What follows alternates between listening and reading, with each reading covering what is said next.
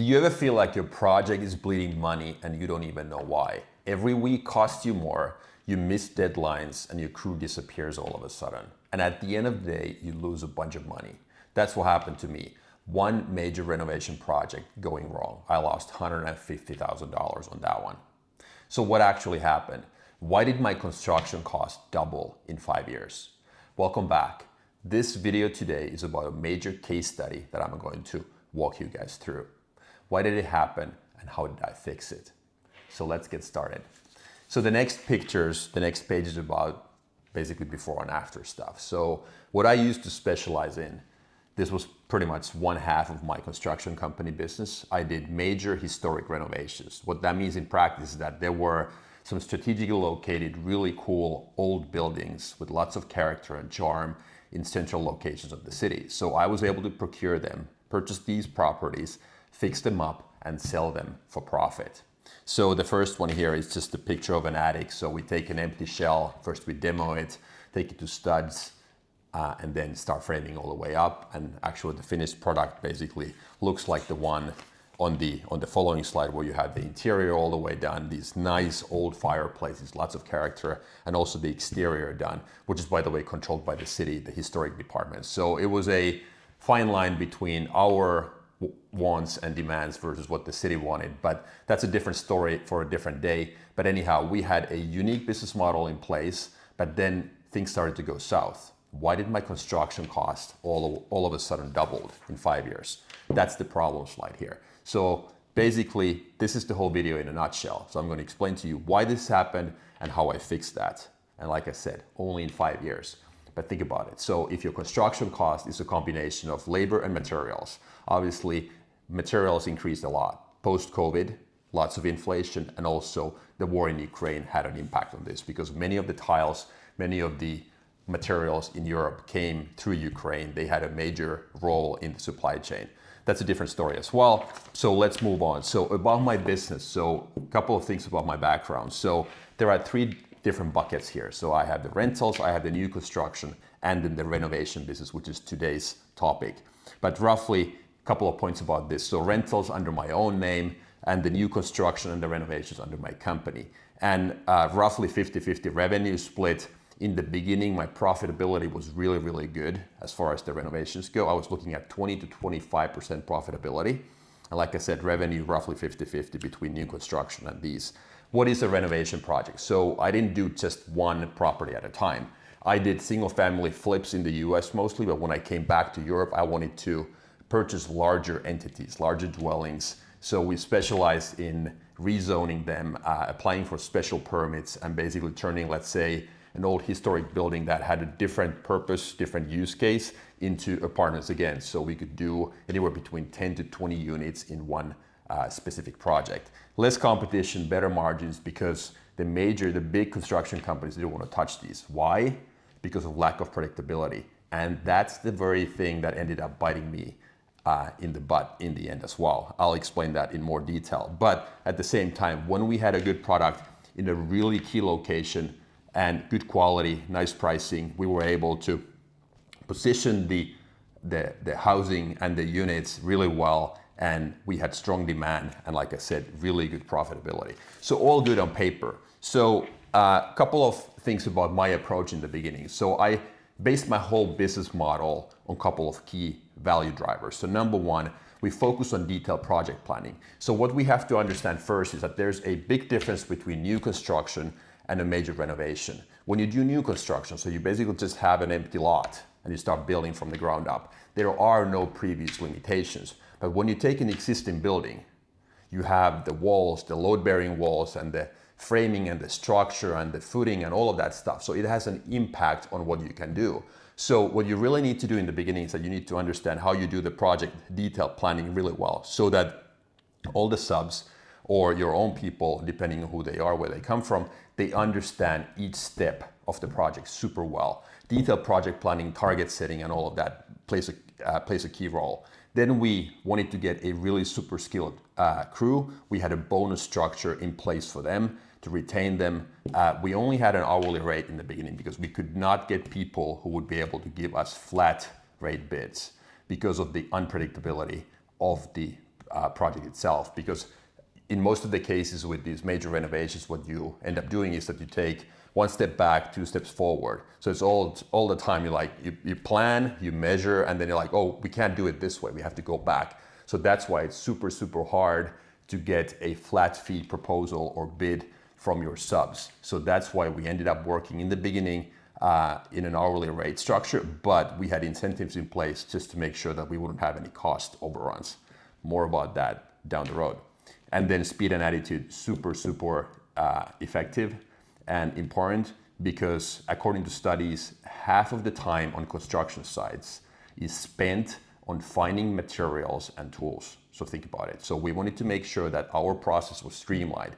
We had people whose only job was to clean after our construction crew, just to make sure that everything was in the right place. At the end of the day, when the guys came the following morning at 6 or 7 in the morning, the construction site was clean, it was organized, and that's why in the beginning we had lots of efficiencies. So let's move on. Alarming trend, like I said. So I went from 194 per foot to 210, 274, 372, and all the way to 400. That's crazy. That's doubling, more than doubling my construction cost in 5 years. Many reasons behind that.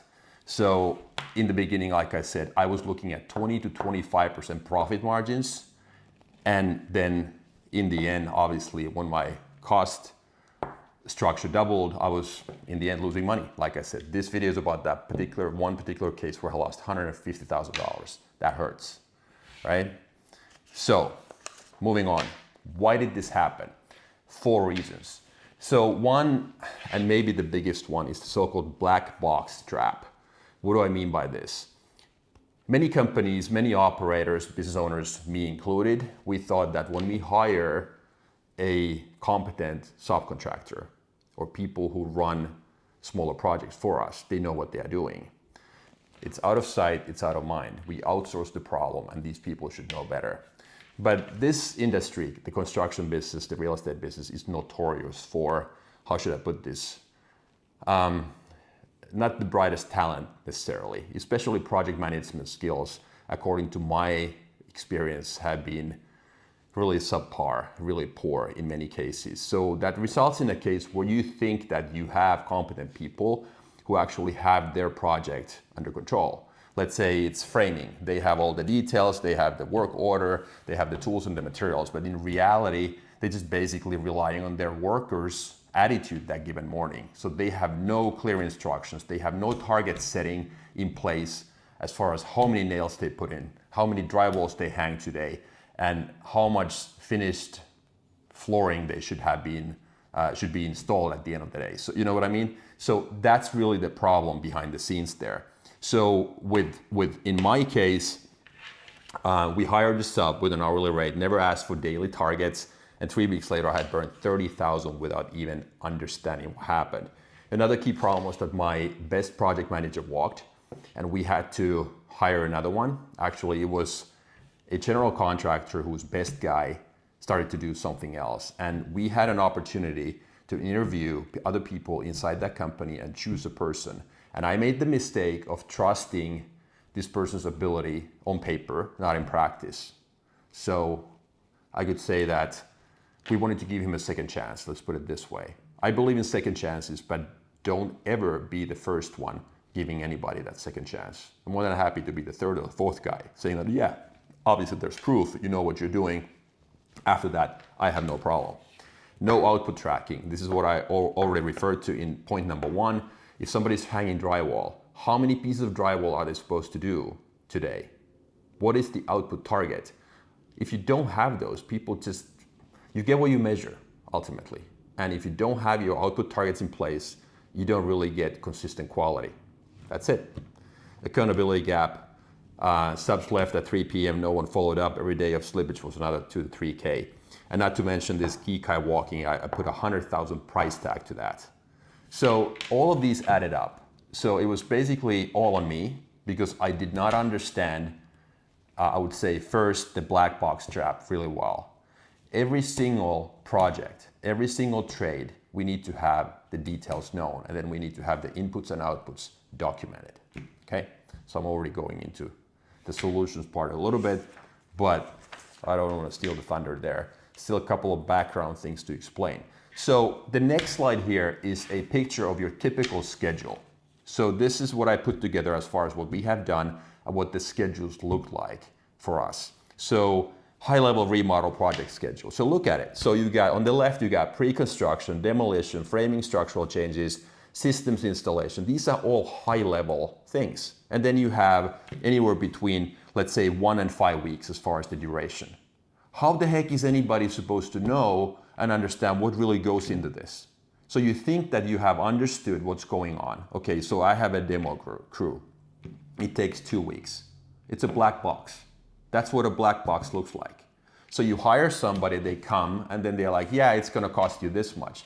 And then this black box trap together with an hourly rate cost structure. Because remember, these major remodels, you don't really find subcontractors or general contractors who are willing to give you a flat fee. It's like, okay, since we don't know what's gonna happen, especially, well, demo is different, but let's say framing and structural changes. Okay, if you haven't completely finalized demo part, how can you do framing and structural changes? How can anybody give you a bid? Okay, so these two compound, right? So you have a black box model together with an hourly rate, and all of a sudden you're looking at your costs skyrocketing. And these people have no incentive to basically speed it up because they get paid no matter what. Actually, I would argue it's in their interest to be there longer. So what should have been a 2-week project ended up being a 3 or 4 week mini project. But anyhow, the point here is that this is what a disaster looks like. So do not ever start a project with these types of high-level weekly plans. Okay, what's the alternative? How to fix it? Identify, understand, and control your key value chain parts. Okay, what does it mean in practice? Let's look at it. So step number 1 is to identify your key trades. Take all your deliverables. Okay, start with the high-level stuff that I just showed you that is the beginning of a disaster. Take those trades because you understand what goes into a major remodel. Okay, these are the trades, these are the skills, these are the mini projects, whatever you want to call them. And then identify the critical ones. How do I know? Look at your previous projects. What went wrong? What was the last project where you slipped or your schedule slipped? Or did you have a cost overrun? Did you have bad quality? Where did it come from? Why did your cost structure exceed your target? Okay? Your driver should always be cost, quality, and schedule. No exceptions. That's where the value add is in real estate business. Whether it's new construction or remodel, cost, quality, and schedule. Okay? And then you identify your key trades that go into these buckets. And like I said, how do I know? You go back and look at your history and see, okay, what worked and what didn't work. And then you identify those. I just gave you a couple of examples here. Demo, framing, windows, plumbing, electrical, etc. Okay? Step number 2, break it down. This is the beef really here. So look at the difference between this slide and the high level slide. Break a task into the smallest level of detail possible. Okay, so if this is my framing and structural changes schedule, so I would look at this at a daily level. I would have layout prep, cut, tag packages, sheeting and plate placement, wall assembly and raising. I don't have to read these all through for you, but you understand the point. So this is something that has to be put together.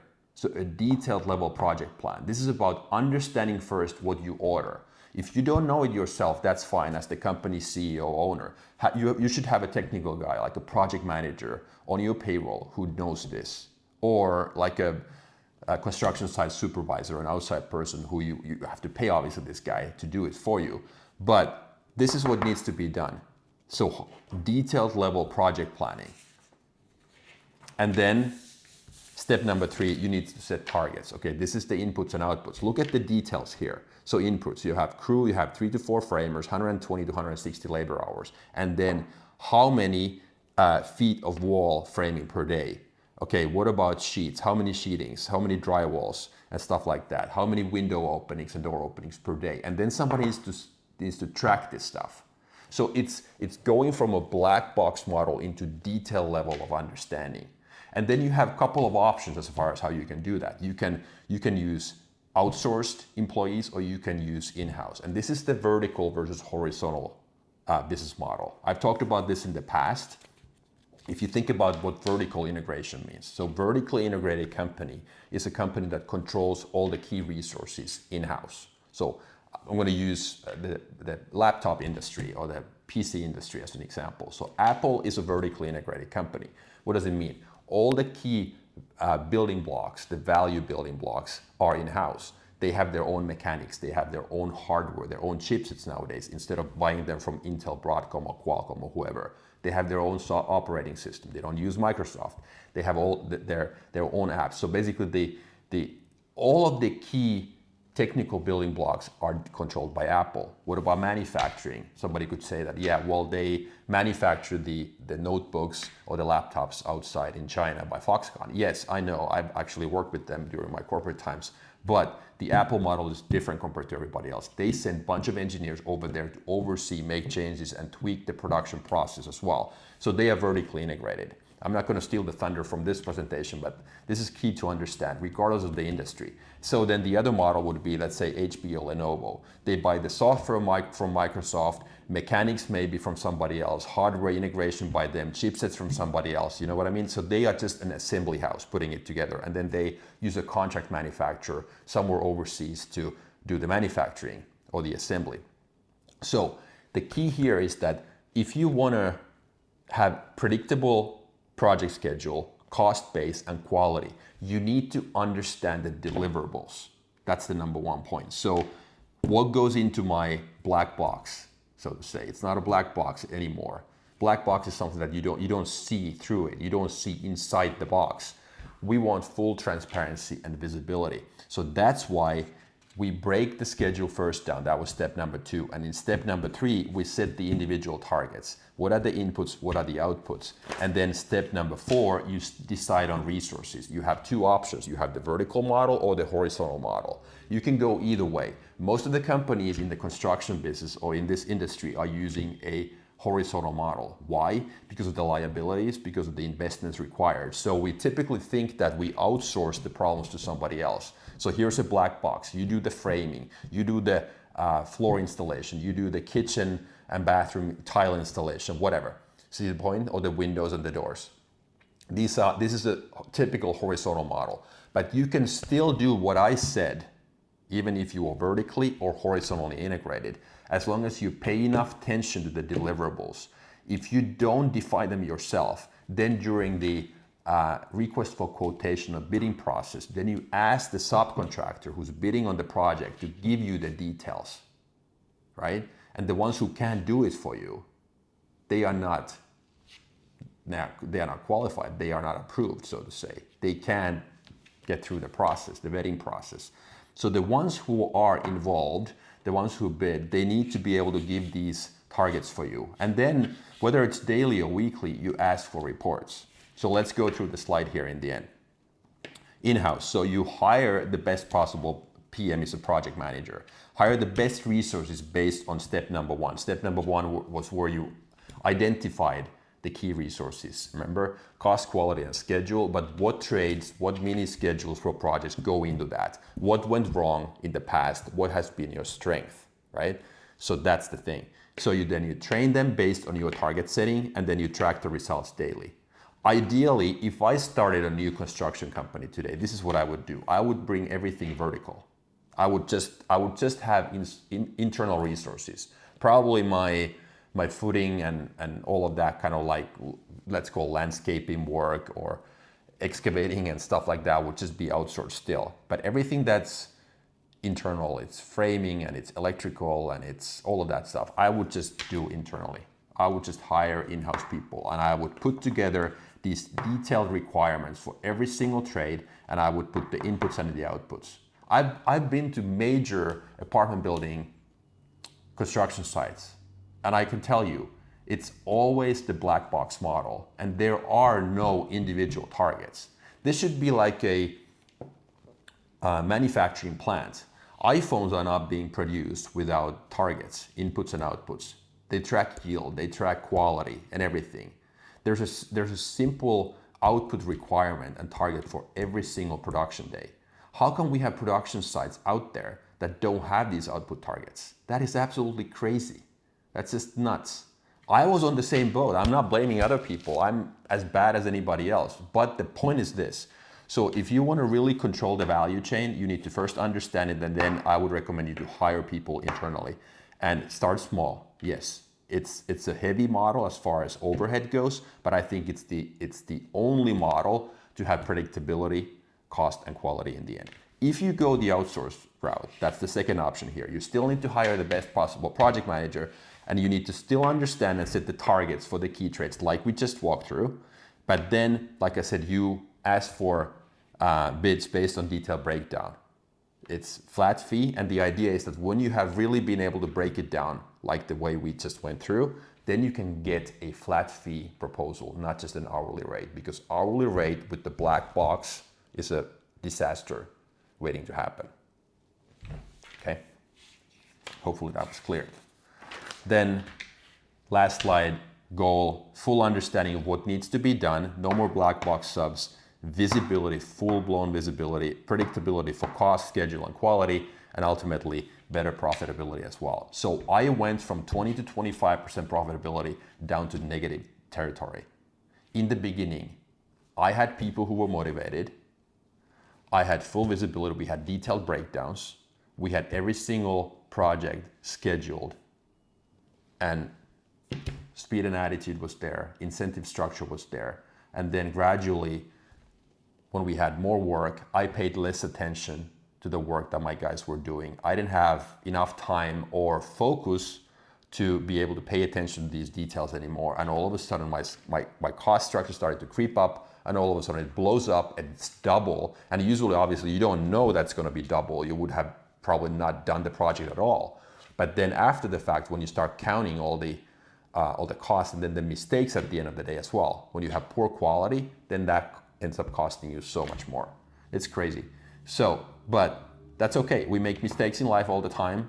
The goal is to get better, and then the goal is to fix them. So this is how I do it now. This is how I have been able to put together a better model. So hopefully this was useful to you. I'll be here. I'll be making these videos in the future as well. If you like what I do, please hit the subscribe button. That would mean a lot to me. This is my new channel that I just started. My old channel is about mindset and performance and personal development stuff. So that's the Erkka Suvanda, and this is the EJ Suvanda real estate channel. So anyhow, please hit the subscribe button. That would mean a lot to me. I'm here for the long term, hoping to pass on the information that I have collected. And I appreciate the opportunity. Thank you. See you in the next video.